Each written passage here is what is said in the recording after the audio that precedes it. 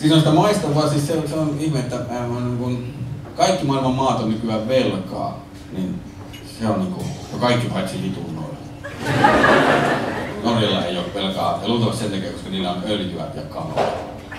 Ja nykyään kaikki syö sitä kalaöljyä.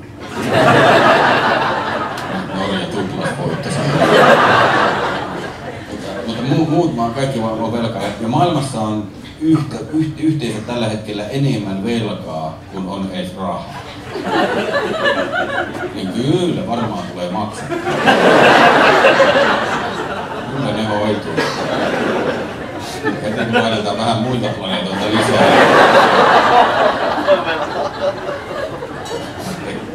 Anomuksia joo.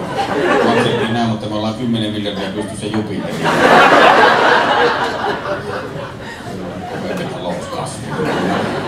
Mä tiedän, miten se systeemi voi olla niin perseestä.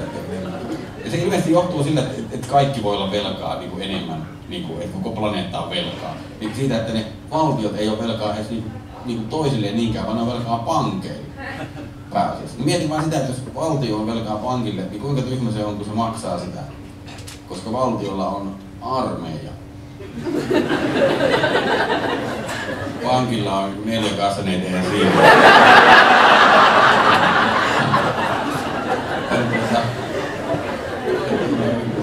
Kyllä, meidän on nyt pakko maksaa. Sieltä tuli uhka. Hirje tuli. Jos ei heti makseta, niin nehän saattaa lähettää toisen kirjeen. Mitä me sitten tehdään?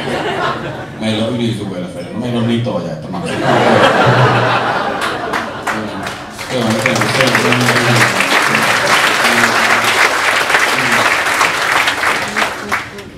jos mulla olisi oma armeija, niin en maksaisi.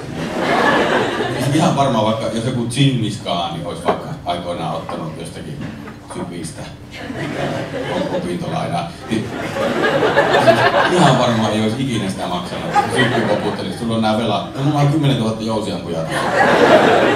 Tarviiko maksaa? No ei se. Mutta sulle tulee merkintä luottotietoa.